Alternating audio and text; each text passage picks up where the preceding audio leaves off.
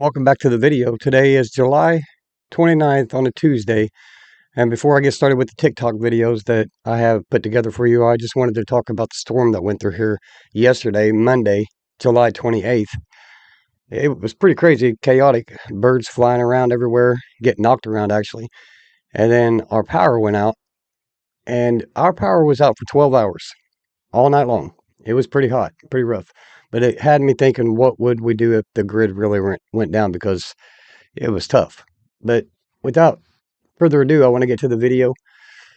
Today is the most disturbing TikToks I could find today, and I hope you enjoy the video. Let's get to it. CERN has turned lead into gold. Using the Large Hadron Collider, they smashed lead nuclei together at nearly the speed of light. Near-miss collisions between high-energy lead nuclei at the LHC generate intense electromagnetic fields that can knock out protons and transform lead into fleeting quantities of gold nuclei. The energy was so intense that the protons and neutrons melted, creating a super hot plasma called quark-gluon plasma. This plasma is what the universe looked like microseconds after the Big Bang. It's like traveling back in time to take a look at the beginning of everything. Everything in the universe, lead, gold, you and me, is made up of that same primordial stuff. This isn't just quantum physics. This is a reminder that everyone and everything is connected, even to the most fundamental level. Just as science uncovers the hidden layers of matter, spirituality uncovers the hidden layers of consciousness. Both are journeys into the unknown, revealing the magic of existence. Science and spirituality are exploring the same truth, but from different angles. Remember, everything is connected. What do you think about all of us being made up of the same fundamental particles? How does this experiment change the way that you see yourself, or how you even see the world? Let me know in the comments. What do you think about that video? Me personally, the only thing that interested me was the gold thing. I need one of those. We are the aliens, but we just think they're somebody else. But we're the ones who came from somewhere else. Because somebody else had to survive, and they got in a little spacecraft, and they came here, and they landed, and they started civilization here. That's what I believe. And if you don't believe me, go get books on the ancient Sumerians and see what they had to say. That's a whole different discussion now. They'll tell you right up front. You've blown that right open. Tell us why we should invest so heavily in Survival. Survival of the species. Do you think No eventually, question about it. You think eventually we'll colonize other planets and we'll leave? Not in our solar system, because there's nothing here that will sustain us. We got to develop the capability to go someplace where there is another Earth, and we know that they're out there. There's no question about that. They are out there, but they're a little ways out. Maybe 3.2 light years is the nearest one. Personally, I think they're right here on this planet with us. Have y'all seen this? This is happening in the sky in Arizona. You can watch the full video right here. Some people are saying it's drones. People even asked in the Twitter comments what it was, and some of them were saying that it was like secret government drones from the military base in Arizona. Here's my thing though. These don't look like drones. These literally look like spirits, like things flying around in the air. Spirits, fallen angels, demons, who knows what, but that's what it looks like. And also they're going extremely fast, way faster than any commercial drone. And moreover, to discredit the whole drone theory, people way over in Alabama were seeing the same exact things flying through the sky. It's too bad it's a picture and not a video, but I believe her. It seems like anytime there's anything going on in the sky, people just try to rationalize it. It doesn't matter how crazy their explanation sounds, they still say that's what it is. But this is what gets me. She mentions how they look like stars, which they do, that's the first thing I thought. But second, one of the AIs for Twitter, Grok, is trying to claim that it's most likely Starlink. If you know about Starlink, it's used to cover every single kind of aerial phenomenon that we ever see. It was literally created for a time such as this. What about y'all? Have y'all seen anything flying around the sky lately? Let me know. I don't know if it's birds or not, but I heard somebody say that it might be birds, but I don't know. Me and my son, like I've said in many videos, we've saw things in the sky ourselves, even my wife. It makes you wonder.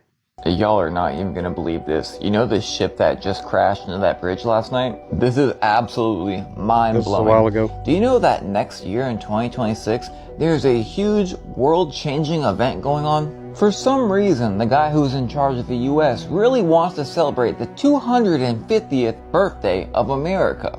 If you don't understand just how highly symbolic, probably the most symbolic thing ever that is, I'll try to fill you in a little bit in a second. But yeah, they're getting all these ships together to do this crazy 250th year of America. Do you know what America really is? Notice this ship? Does it look familiar?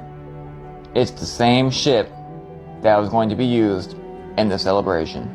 Now, completely irrelevant and not related to what I just showed you, just a headline that 2 people were unalived and 17 were injured. Completely unrelated and irrelevant, again, just a fact, the ship left from Pier 17. We know it was power loss, just like this was power loss. Again, unrelated, but check this out. Pier 17 is a specific support structure that the Francis Scott Key Bridge that was struck by the Dali shipping container. Not related, but I wonder why scientists are saying that we live in a simulation. Now the unrelated craziest part. Did you know there's 2 major eschatology timeline beliefs? One is that we're entering into the 7th millennia on the 7th day he rested, being the 6,000 to 7,000th year, which is 2026, 2027. I've showed this before with old books and genealogy from the Bible. Now there's also a lesser known theory, and what are the chances it lines up on the same exact date, 2026, 2027, 250th year? Being a quarter or a season until things go down. I'm telling you, you really need to find out what America is. Because it's the reincarnation of something so great, so massive, probably the biggest thing in the world to ever be. But it's already been defeated once. There's nothing new under the sun. What was, will be again. None of us have all the answers, and that's one thing I've noticed on YouTube, TikTok, or anywhere else is each person that has their own channel or whatever, they claim they have all the answers. My mind is so scrambled anymore that I ask myself a lot of questions, but I know what I've seen, and that's what I try to base everything off of. Cameras don't always tell the truth anymore. People we know don't tell the truth.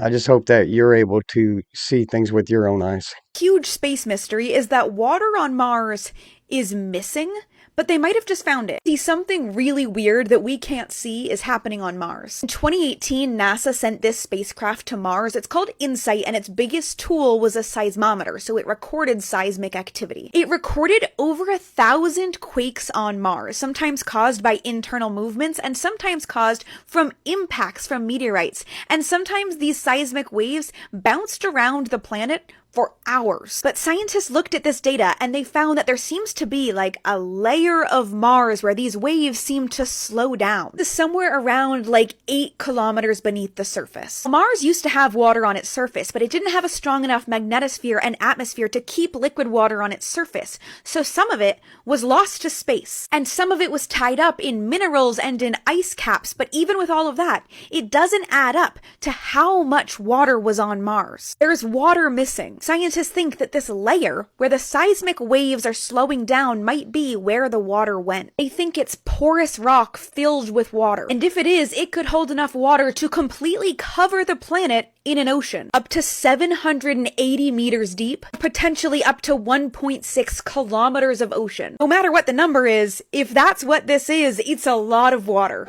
Have you all seen what happens at the airport now if you do not have the real ID, the new license? This is totally dystopian.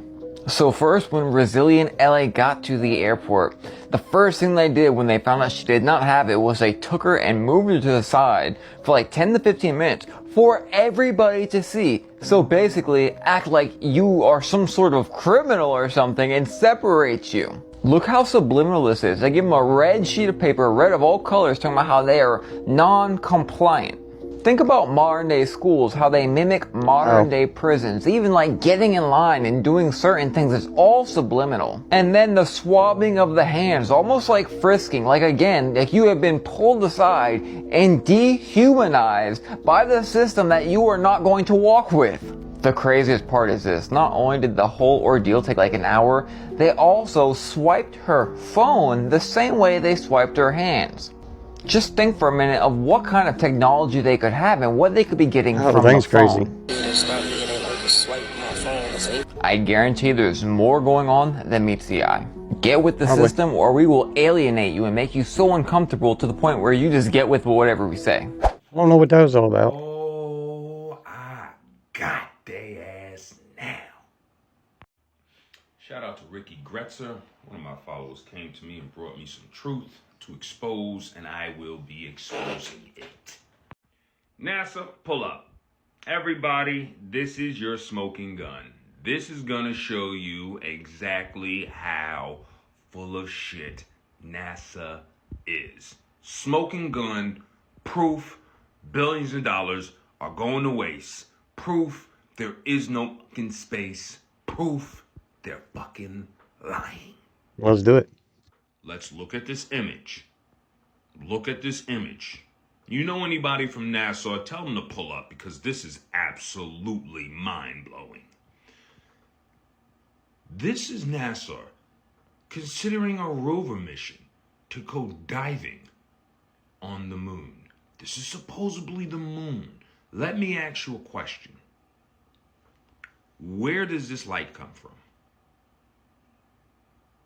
This is supposedly a cave on the moon looking out. See the Earth there? This is supposed to be the moon. The light. The light can't be coming from the moon itself. It should be coming from the sun. How? From where? Do you see the sun up there? Let's go a step further. Look down here. Look at how they attempted to use this. I don't even know what that is. What is that supposed to be emulating some form of sunlight? Does that even make any sense? Now just tell me if you see any resemblance here. Any whatsoever. Uh-huh. Yeah. Yeah. If y'all thinking what I'm thinking, yeah. Exactly. Now, do you see the light? You see the light, right? So this hole they used here, look at this. Look. Look here. Then look there. Then Makes look here. sense. Then look there. Then look here. Uh-huh.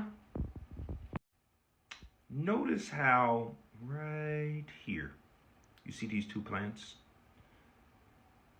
In a cave in Mexico.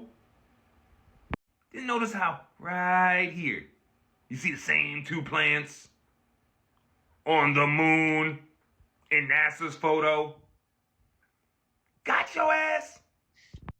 Yo, if this isn't like the biggest fraudery right here. And you see how it says at the top right there, Cave of Swallows.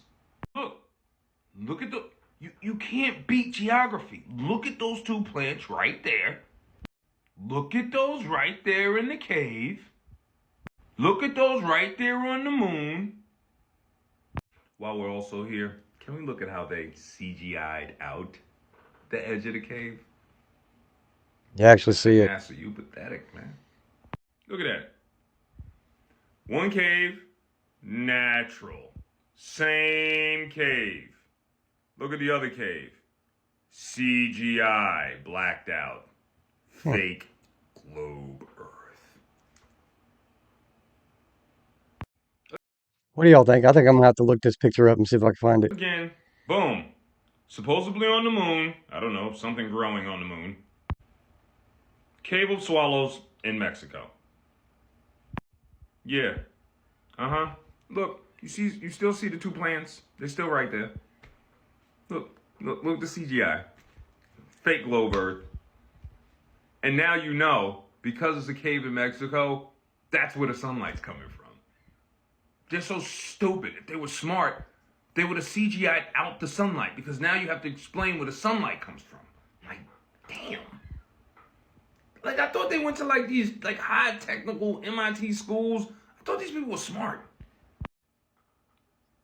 Unbelievable. The rover on the moon. These NPCs are out of control.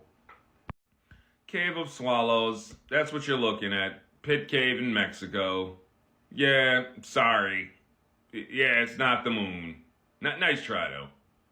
All those kids out there. I want to be an astronaut when I grow up. Yeah, okay.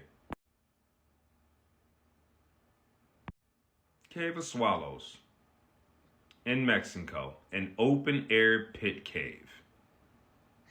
Wait a minute. There it is. There was 333 in that if you go back and look at that. It's interesting. NASA, If you know CGI'd anything this about those out, put a numbers. fake globe off right there, put a rover right here, and was so stupid they didn't edit out the natural sun coming from Mexico. Need I go further? I don't think so.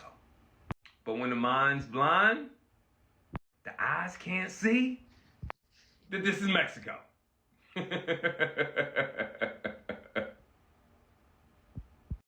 NASA is a joke. So is your globe.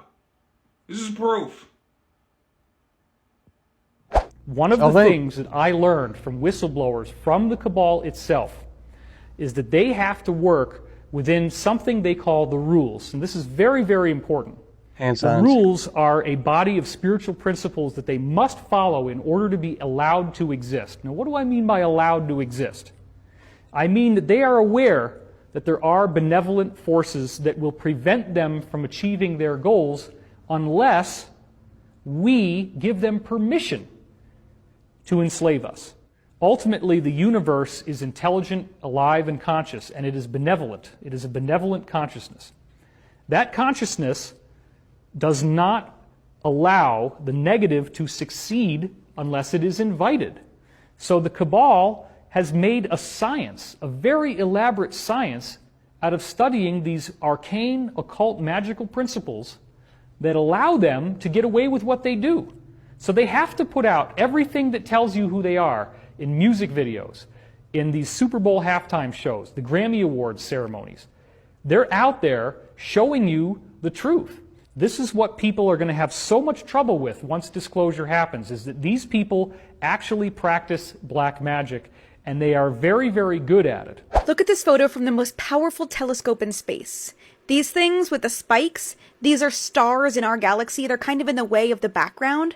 But the rest of it, everything else, these are all galaxies with millions and billions and trillions of stars and planets. Look at this cluster of galaxies right here. These are gravitationally bound to one another. Now for something crazy. How big do you think this image is in the night sky? How much room do you think it takes up? About this much. I just want to say that I put a lot of things in the videos that I don't necessarily agree with. It's just I like to take and listen to everyone's perspective and then try to figure out what the truth is on my own. This is how big that is in the night sky. Scientists think that there are 2 trillion galaxies in the observable universe, which is the part of space that the light has traveled to us. It's the part of space that we can see. But there's this whole other part of space that we can't see because it's so far away and space is expanding and its light hasn't reached us yet, and some of it, the light will never reach us. So there are trillions of galaxies and stars and planets that we will never reach, and some that we will never even know about. I had a lady the other day ask me if I would share her father's story that happened back when he was in the military flying aircrafts back in the 40s. I said, sure. Her father is 97 years old. He was born in 1928. He says that during one of his military flights that he saw something for about 15 seconds that to this day he cannot explain. What he saw, in his own words, looked to be a giant looking black bat, not a UFO. Before we go any further, I know I'm interrupting this story, but me and my wife saw a big wing come across our windshield one night, and neither one of us would say anything, got up the road a little bit, and I told her I got to say something. I could have swore I saw a wing go across the windshield, and she said she did too. And then I described it, and she described it as well, the same. And I turned around, went back to try to find it. We couldn't find it. And it kind of resembled what you would think maybe a pterodactyl wing would look like or something. It was huge. He described it as being almost the size of a small fighter jet. It was completely black. It had a head that was shaped like a bat, It had a long tail, and I it was believe it. flapping its wings just like a bat. He said it came from the right-hand side of the sky. It went upward.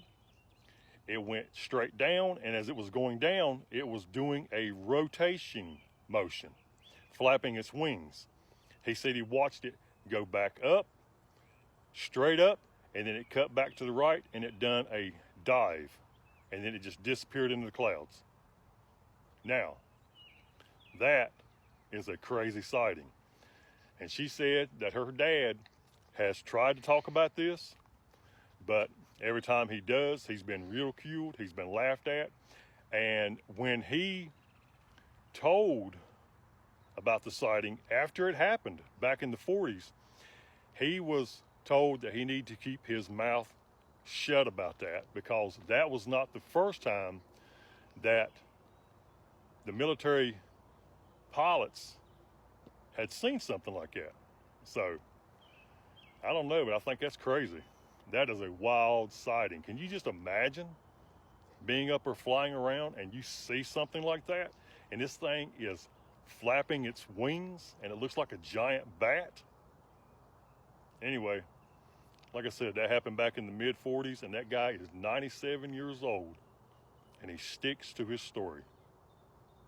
Have a good one. I walked around the corner of the building. Look what we found.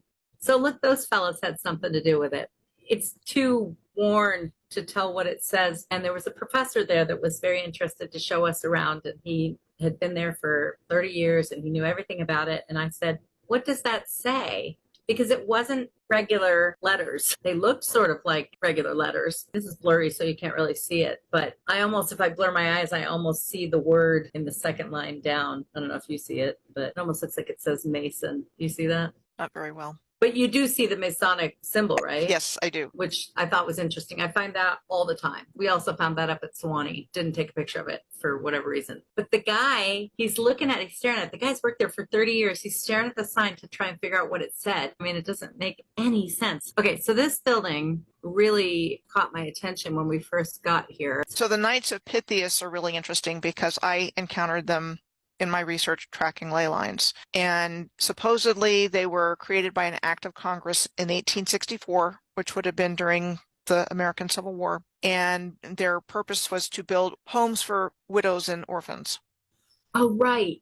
But the Odd Fellows are the ones that take care of the widows and the orphans. So that's another one.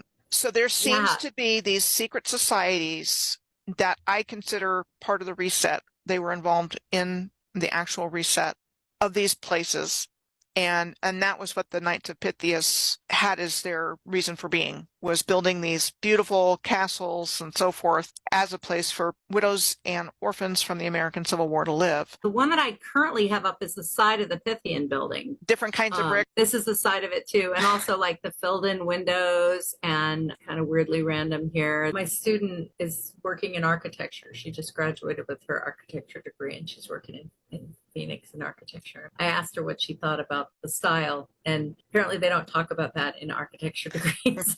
She goes, well, so far, she was just about to graduate, and she said, so far we've just done math. And I was like, oh, okay. Oh, come on. Front side of the building, you still have, it looks like the original roofing there, and then you have the rod going up, and that would have been part of the energy system. One of the questions I had for you is the fireplace thing. My friend and I were talking about fireplaces. She distinctly remembers at her grandparents' house in Oklahoma, fireplaces that weren't deep enough for wood. What do you think about that? That's part of the deception too, is what I think. They had to burn wood in order to provide a heating source for places that originally had an internal heating system. And do you so think though? Uh-huh. I mean, what if they had some other purpose? So let's say that with the new narrative and the new world, if you will, whatever fireplaces were became the receptacles for fires. And so there's andirons. A viewer brought this to my attention. So if you look at andirons that hold the wood, some of them are works of art. Just absolutely we gorgeous. had them. Drop dead gorgeous. Yeah. You're not going to stick a burning log on the things that are in museums. They served a different purpose too. So I would say, yes, definitely there is more to that story. It's just breathtaking. Yeah, and maybe the chimney wasn't a source to bring energy down into the house or something. I don't know. It doesn't make any sense to me. Yeah, I would say something along those lines. Our history is nothing like what we've been taught, so it had some kind of advanced heating capability that we can't even imagine because we were taken back so far from the technology that we were at that they just had to use whatever was available. We needed wood because we weren't smart enough to figure out stone, because if we knew what they knew, why would you go for wood when you could do brick and stone? Clearly they didn't know how to do brick and stone, so we cut down trees. And I've always felt like that trees were energy sources, and that I was in Sweden, and the hotel where we stayed, the room was very European, very modular. It was absolutely beautiful. But there was an energy in that room that I felt was the wood. And then we sang in this hall that was likewise, it was entirely wood. The ceiling was, everything was wood. And I mean, the acoustic was phenomenal. It's a different sound. Wood is a different sound than rock, brick, marble, whatever. I find that interesting. I really do. I'm very, very fascinated in our past because things don't add up when you kind of go into it with an open mind. You can just tell that things are missing. I don't know. I know a lot of you know. Decided that on the first landing, Neil Armstrong would set out a seismograph. What made you do that? And then, not a word. Well, yeah, because you guys know something. Like, look at the craters on the moon. They're huge. Tycho goes across its entire face. That's the size of the continent of North America. A blast that big. And yet, it's so shallow. It hardly even dented it. And somebody asked me about that. I said, pretty good body armor on the car, I guess. Or vehicle, whatever they're using. So what do you think that density is? I mean, it basically, rang like a bell? Yeah, well, when they fired the upper half of the lunar module back to the moon, when the astronauts crawled out and went command module to go home, they fired that thing down and it crashed a few miles away from the seismograph, and the moon resonated like a bell. So they got, on other flights, they put more seismographs down, and then they added booster rockets so they can drive it in much faster, bigger, kaboom, and more shock waves. And on the last one, the moon rang for 3 days. What is the significance? Let me paint this picture for you. Think about that. The moon is not little, y'all. You can put the North American continent on the face of it. Times 2. You got a backside. That's a big area. Then you got all the moon in between the two faces. It's a sphere. So there's a huge area. Now, inside the moon, we know that the moon is about 3,600 miles in diameter. That's pretty big. Or just across the face, 3,600 miles. So, inside, we believe that the moon thickness was over 500 miles. But start doing the math. That means there's a 2,000-mile diameter void inside the moon. That's what's resonating. Well, what's in that void? The people who drove it here, their homes. They probably weren't too happy with all that ringing going on. No, for 3 I'm sure days. that. That brings me to my theory. Why did we leave the moon, never went back? Do a little research. Do you know how much pounds of junk we left on the moon? Oh, my goodness. 400,000 pounds of junk. Discarded moon buggies and lunar landers and 96 bags of feces. Well, David, you came to my house and rang the doorbell for 3 days straight and dumped all your crap on my front yard. On your roof? I would be a little perturbed about imagine that. you come in and dump 400,000 pounds of trash on somebody's roof, and then they hear you up there with a flag saying, "I'm going to move here." You're going to say something. So Neil said, they said there was people on the rim of the crater watching them. Yep. Could be the very people I'm referring to. They drove over and said, "Like our moon, do you?" Well, it's okay. Gather up some rocks, take you some dust, and then get off this moon and don't ever come back here. A bunch of pigs. and we got ran out for littering. These craters on the moon are extremely large. Right. You know, we were taught in grade school that the moon is completely being bombarded by meteors. Right. But we all know there's something more to that 3,000-mile crater. Yeah, well, like Tycho, it runs across the entire face of the face that faces us, and that's 3,000 miles. Something impact with that kind of force. Look how deep the craters are. One crater in Arizona. That rock that came in wasn't bigger than a Volkswagen Beetle. It was 30 miles, right? Yeah, it's a mile wide and over 1,000 feet deep. Okay. The craters, as big as they are on the moon, they're not very deep at all. And it might be because as you go into the moon, as Neil learned, that the top of it is covered like a fine powder, like a charcoal. But when we drilled the holes to put the flag up, that drill went through about an inch of dust, and it hit something like metal. And it was all that drill bit could do to drill a hole big enough to stick the flag in it. It reminds me of a dish, a radio telescope. Very much so. And I've come across this and studied it for quite some time. What do you think? Could it possibly be some sort of antenna? Wow. Well, what an antenna that would make. Well, here's something, though. Think about it. You look at the face of the moon. Right. It's covered in thousands, tens of thousands of craters. Have you ever seen any meteor hit a moon since we've been alive? They have some small ones, and we get photos of them. But wherever that thing was, it went through a storm, you know, or it was right next to a planet when it exploded, because it, you know, look at the impact on it. And it survived. And it survived. So there's some serious technology there protecting that. I mean, if this is an artificial structure, you know. Oh, it's amazing. You know, how was it placed there to begin with? And, like, what do you think is inside this structure? My question is, what kind of propulsion system they got? You know, the most perfect ship to fly through space with is a sphere. Asteroid. Look at all the planets. Yeah. They're all round. They're not square. They're not a, you know, bored cube. Right. They're a round ball. And look at our moon. It is so perfectly round. Yeah, it's unusual for a moon that size to be that perfectly round. And if you doubt that, look at Phobos and Deimos, Mars' two moons. They look like Idaho potatoes. And ours, perfectly round, perfect. When full eclipse happens, look at the ring silhouetted by the sun. That thing is perfectly sphere. You know, to be hit that hard like Tycho crater, it would have been. That thing should have looked like mashed potatoes, but it doesn't. So there's something going on with the moon, y'all, I'm telling you. Why is it during this eclipse that it's a perfectly round, you know, sphere? Sphere. The odds of that happening is really low.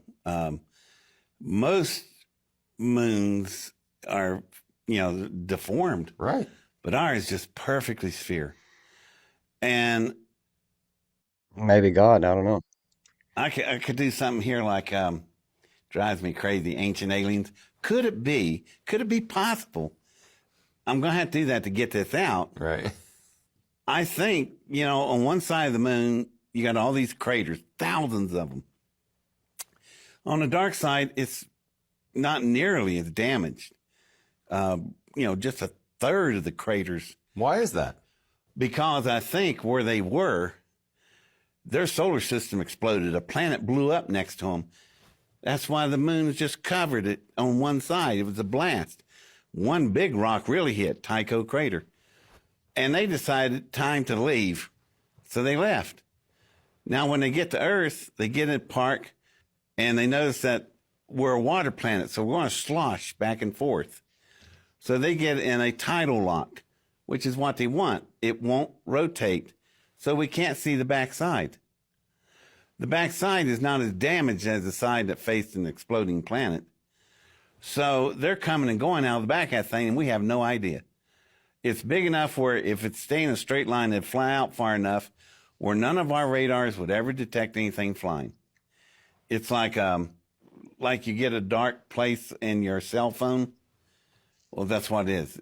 You could fly straight out from the back of the moon, get out far enough where we can't see it. Can't see it. And then turn on your big engines and leave. Using the shadow of the moon. Yeah, you're behind the moon.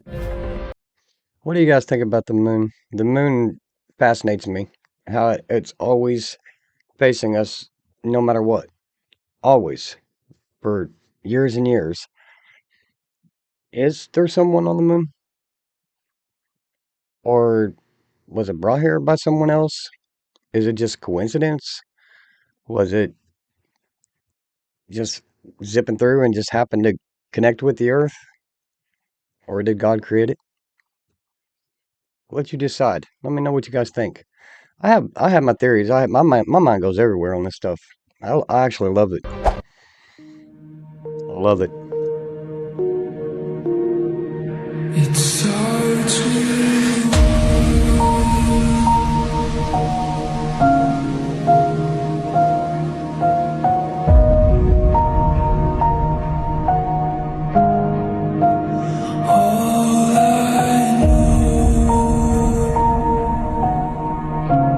I'm worried about this music getting me. I might have to remove it. So if you hear this video and there's no music, I had to get rid of it.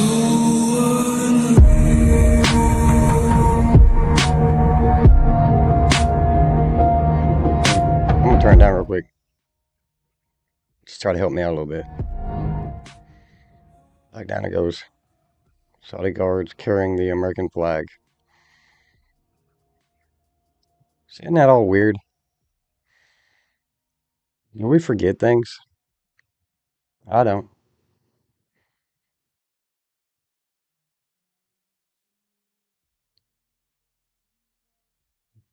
I really don't want to play this music. Go ahead and turn it back up. We should hurry up and get past this part. I want to see something else on this video. Come on. I do find things weird. A lot of things.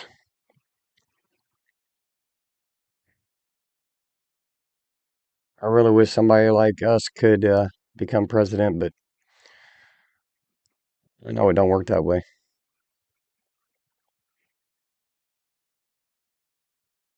I think it's pre-planned.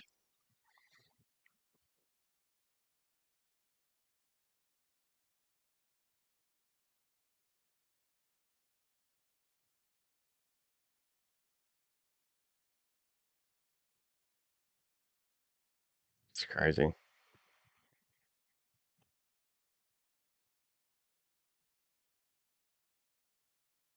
How do y'all feel about seeing this video? Or some of the other things that have happened?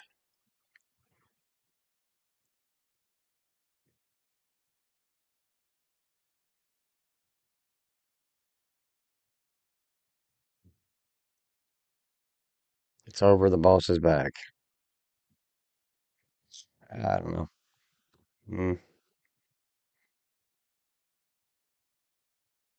We're just going in a certain direction no matter who. That's how I feel. Prices ain't went down since he's been in there. I'm sorry. I know a lot of you like him. I did too. And I still do to a point, but I'm not seeing no relief. Anglican church. It's an Episcopalian college at the top of a mountain in rural Tennessee. The population when this was to have been built was like 2,000. And they were driving horses and buggies, but they decided to go up to the top of a mountain and build this. Like, it rivals anything that I saw in Europe. And they've managed to hide it from us, and very challenging because it's like we don't have that ability to think critically and ask questions about how are they, like you said, how are they building it, where they were building it, when they were building it, with the technology we've been taught. The organs is another crazy thing. I don't know. Do you think that these quote unquote churches, what's your take on it? Do you think they were healing centers or? I'm in agreement with that. Healing, resonating, where people would come together and just resonate together and heal together. I see it as very benevolent. This civilization was harmonious. People didn't fight each other. People were co-creating beauty together. and the whole civilization function together with these healing frequencies. The cathedral rose window is right up there behind the organ pipes. That would be sending out whatever frequency that represented. And you see train stations with the same types of windows.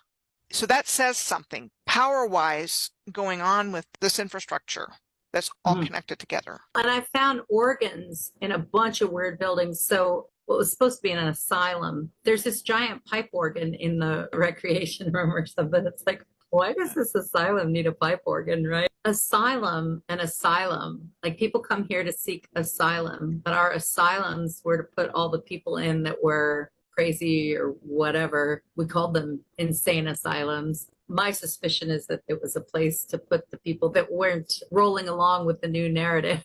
The main reset century was that 100-year period with a lot going on in the in-between. The date that you showed earlier on that stone was, I think, 1846. So that's right in there when they're ramping all of this up and creating their new narrative and making things usable and serviceable. And they had this human problem, either survivors of whatever caused the destruction or people that they made. And I think there was a lot of human engineering going on by those responsible for this. So sheer size of those.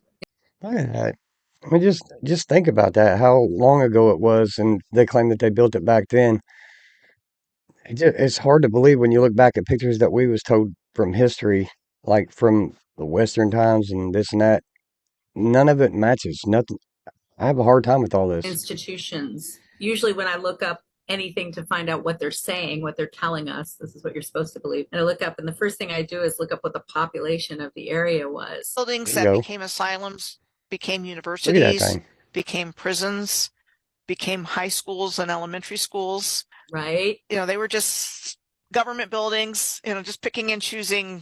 But to your question about the asylums, they had insane asylums, they had orphanages, they had debtors' prisons, they had poor farms. And I think they were trying to keep our consciousness at a very low level. So whoever ended up at these places did not have a good experience. I think they were on the grid, they were all on the grid system, and all of that negative suffering kind of energy was going into the grid system. And we wonder why people are so asleep today. And it's because they've been manipulating this grid that was originally a free energy generating system. They've been manipulating to keep our consciousness at a low level so they could control us. That's another thing I talked to my wife about and other people, is how fast we all of a sudden advanced, like in the 60s, 70s. I mean, we just started skyrocketing. And when we got together in 2003, it was after that things really started ramping up technology-wise. And I looked at her one day and I said, as quick as things are going, one day they're going to run out of ideas. What then? I think I already know what then. Where someone would mention to me, I would say, oh, I'm going to go check that out. My initial theory was that none of this makes sense because of the populations. The Sewanee thing is crazy because of the population and the geography, because it's at the top of a hill. But the population does not even, I mean, that church up there seats like 500 people. It's huge. You have a congregation at the top of the mountain. Here in Tennessee, Methodist Church is huge here, and the Church of Christ is huge here. You barely see an Anglican church. I mean, we had Episcopal churches all over the place in Arizona. They're not here very much. So it's kind of weird that the church that's up there on the hill is an Episcopal church. One of my questions, and I'm sure this has to do with the ley line thing, but I got Google Earth on my phone so I could zoom in and do the little guy thing. And all the little towns here, and kind of like in Europe where they have the plazas, everywhere they've got the plaza. And it's a setup that it's the same shape no matter where you go, no matter what city you're in. There's a plaza and the big buildings. Here in the South, every little town has a square. They all have a square, and in the middle of the square is courthouse. This was under the auspices of the Women's Civic League. Well, hi there, my lovely. As I was busy looking into the UN, it kind of leads me down so many different paths. And I have more things to share with you about that. But one of the paths that it led me down was NASA. And boy, oh boy, is there a lot to unpack about NASA. But I found a couple things as I was looking at their website to be very interesting. And I wanted to share it with you. Do share. As I told you before, government entities will use a form of Lucifer for their different projects. And here, NASA is another example. This is regarding the Lucy mission. Now, this next part, it blew my mind. These are newer pictures that were gathered from outer space, from one of the missions. And tell me what you see when you look at it.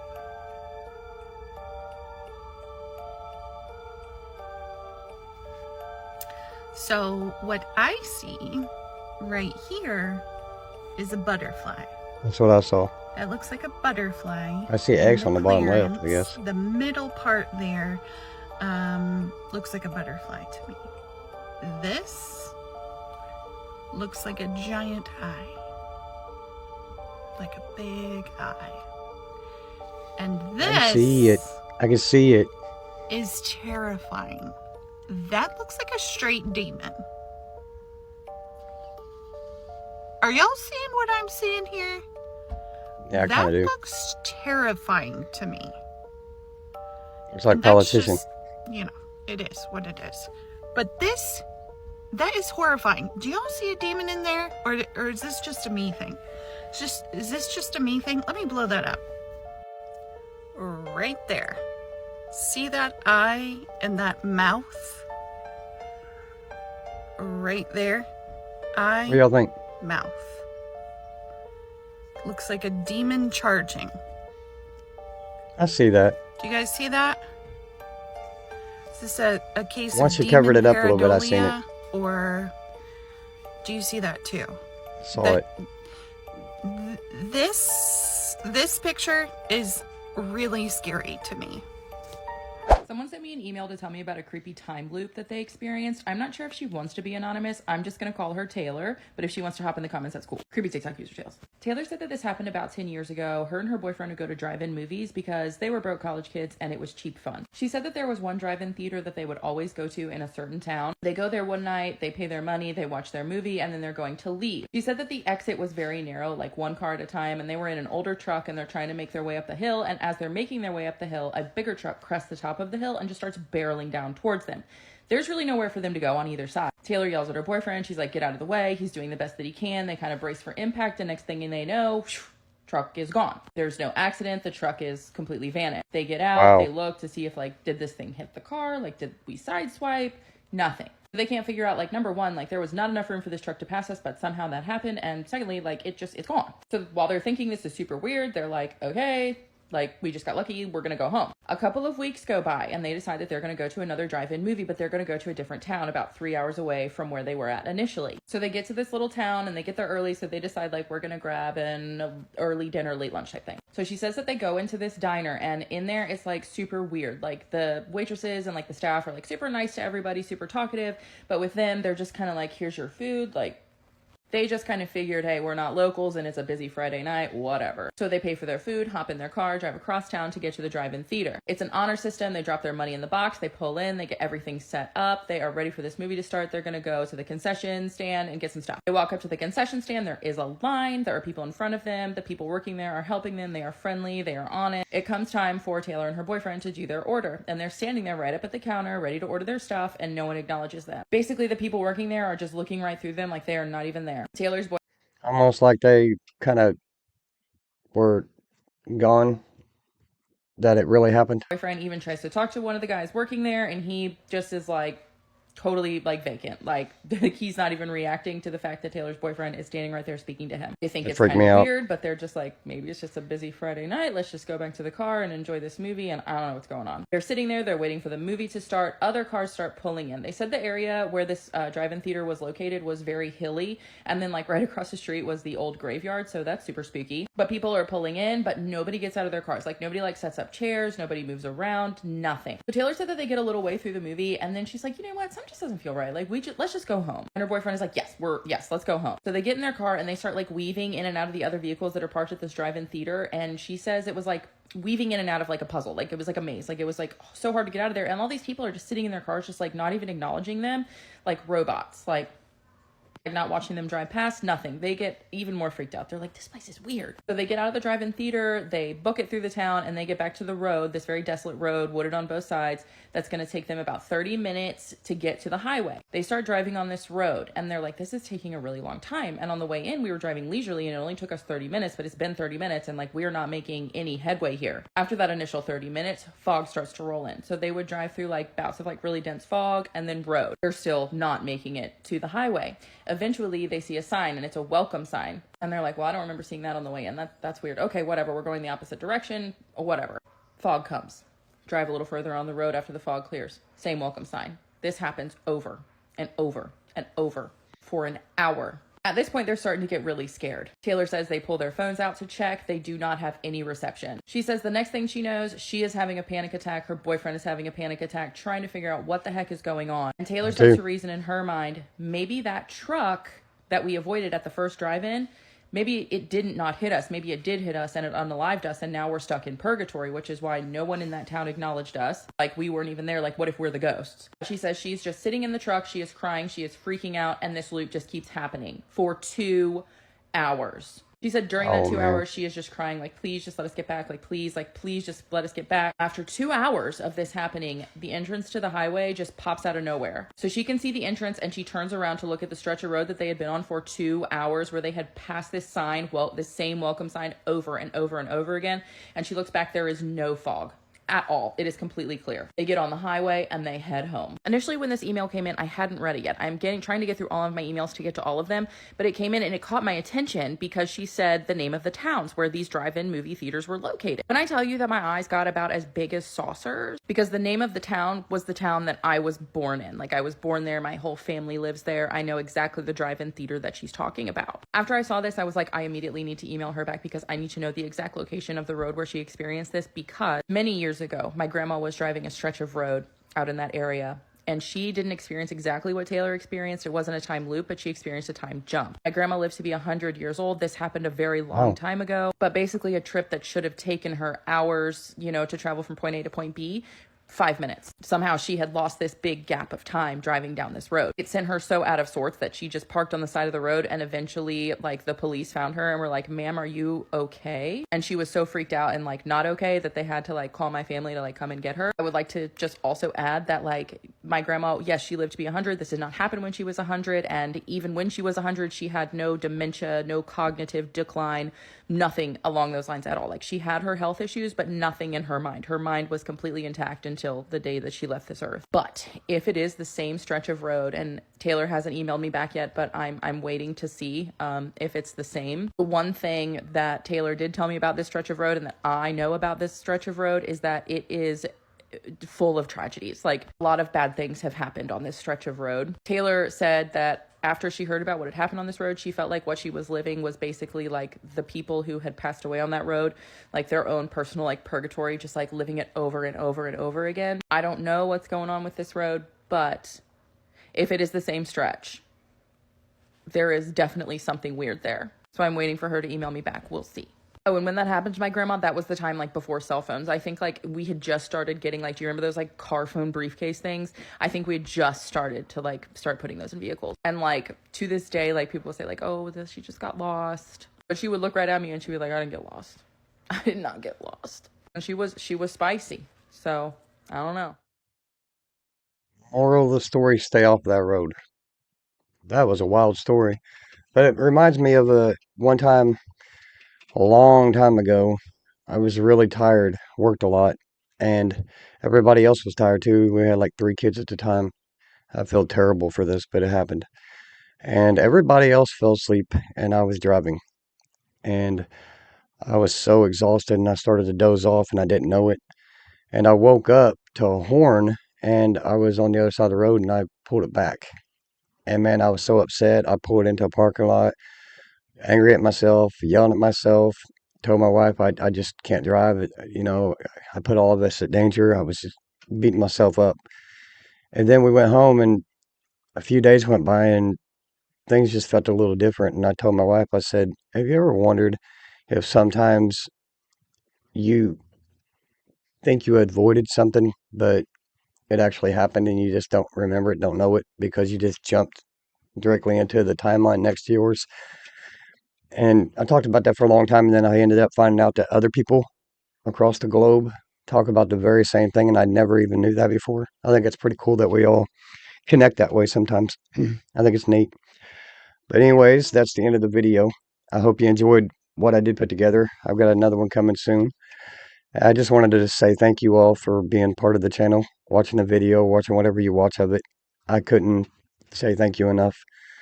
I hope you all are blessed and have a wonderful rest of your week. And, I'm going to post more, I promise. But until the next video, man, I really do hope that you all have a really good day. God bless. Peace.